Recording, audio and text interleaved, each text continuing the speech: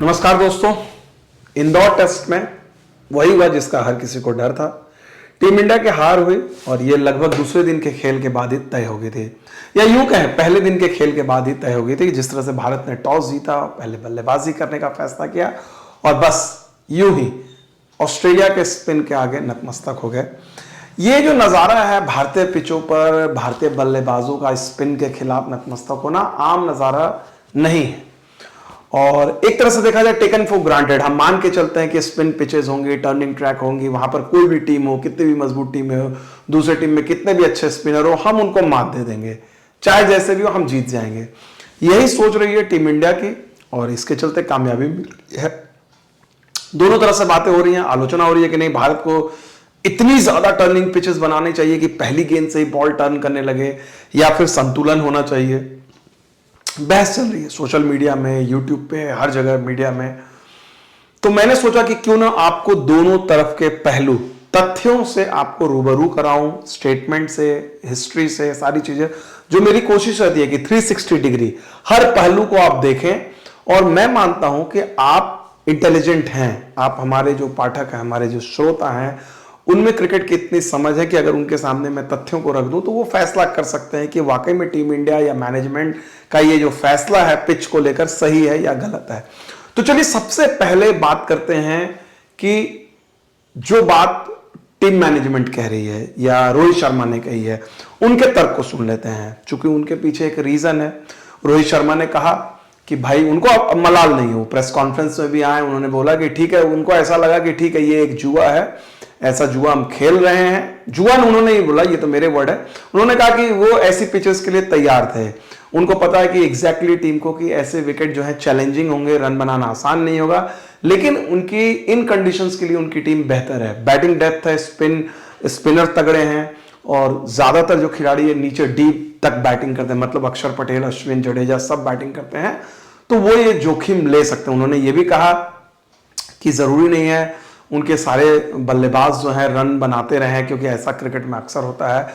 उन्होंने नाम नहीं लिया, लेकिन कहीं ना कहीं जो है विराट कोहली या चेतेश्वर पुजारा जैसे खिलाड़ियों की तरफ एक तरह से देखा जाए संकेत होगा।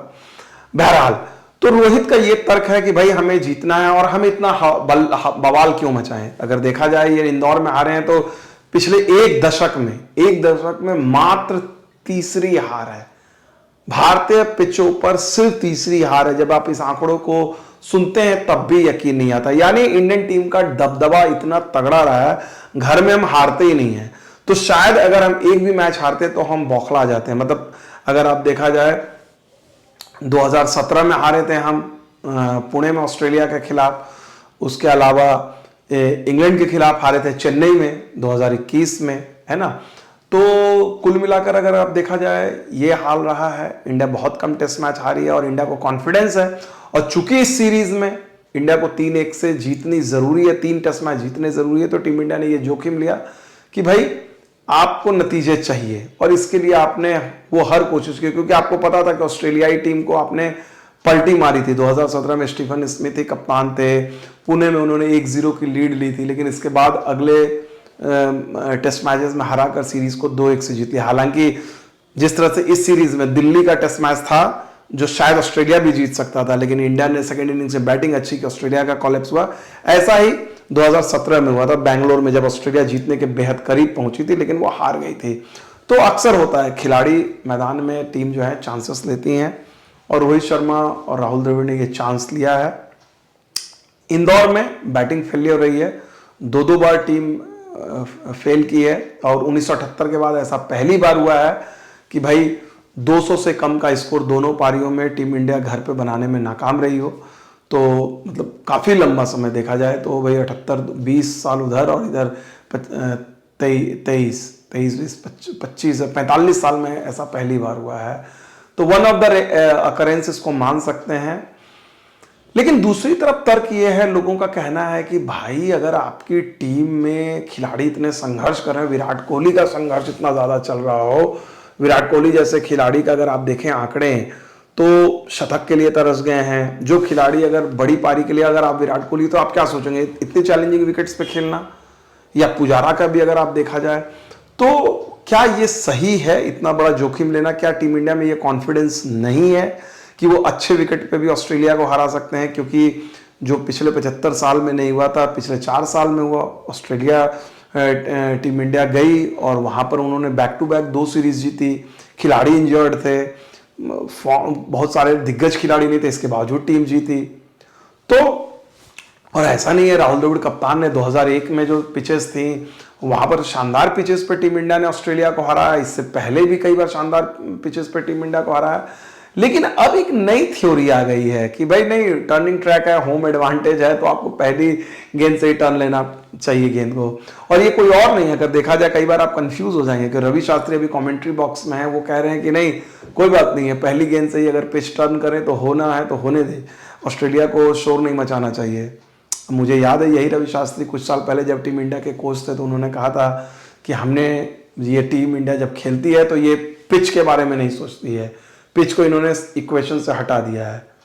ठीक है, अब्रॉड के बारे में उन्होंने ये बात कही थी। तो वो भाई अगर ओवरसीज क्रिकेट में जब आप खेलने जाते हैं, आप कहते हैं कि भाई पिच को हम इक्वेशन से बाहर कर देते हैं, तो घरेलू पिचेस में क्या दिक्कत है? घर में भी आप सोचिए कि भाई पिच के बारे में मैं नहीं सोचना, हमें अच्छी क्रिकेट खेलनी है, हाँ 5 दिन की क्रिकेट खेलनी है और अच्छा खेल जो टीम खेलेगी वो जीतेगी। तो ये एक तर्क है, बहुत सारे लोगों को ये थोड़ा सा अजीब सा लगता है कि भाई टीम इंडिया को जीतने के लिए, हर हाल में जीतने के लिए इस तरह की चीज़ें करनी पड़ रही हैं। क्योंकि देखिए आप जुआ खेलते हो और जुआ तो कभी कभी आप हारते भी हो, और टीम इंडिया को हार मिली है। लेकिन अच्छी बात है कि भाई अब भी जो है टीम इंडिया लीड कर रही है सीरीज में, 2-1 से लीड कर रही है, पीछे नहीं है। और उम्मीद की जानी चाहिए इन गलतियों से सीखेंगे। और मुझे लगता है नागपुर, अहमदाबाद में, जैसे पहले रोहित ने इशारा दिया था कि अगर वो इंदौर जीत जाते तो शायद हरी पिच की डिमांड करते, तो अब हरी पिच की डिमांड तो नहीं होगी। अब मुझे लगता है शायद इतना विशियस टर्नर भी ना हो, एक स्पोर्टिंग विकेट मिले, चूंकि उम्मीद की जा रही है कि वहाँ पर बड़े दोनों मुल्कों के प्रधानमंत्री भी शायद मैच देखने के लिए आए। तो हाई प्रोफाइल मैच होगा, हाई प्रोफाइल एक क्लाइमैक्स है। इंडिया को जीतना जरूरी है क्योंकि ऑस्ट्रेलिया तो पहुंच चुकी है वर्ल्ड टेस्ट चैंपियनशिप के फाइनल में, और इंडिया अगर ये मैच जीतती है तो इंडिया का भी देखा जाए तो वो पक्का हो जाएगा।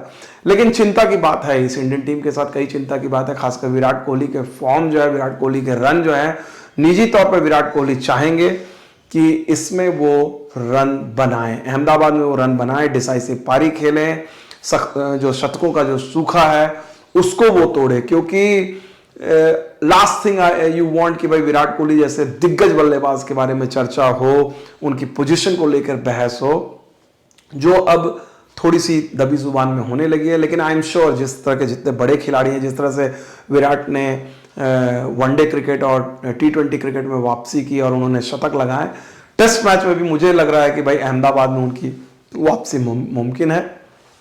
चैलेंजिंग हर किसी के लिए रहा है। तो कुल मिलाकर पिच पर तो यही है, बाकी अब आपकी राय का इंतजार होगा। आप बताइए कि भाई अहमदाबाद में जो है पिच क्या ऐसी ही होनी चाहिए या फिर पुरानी पिच होनी चाहिए। बहुत बहुत शुक्रिया।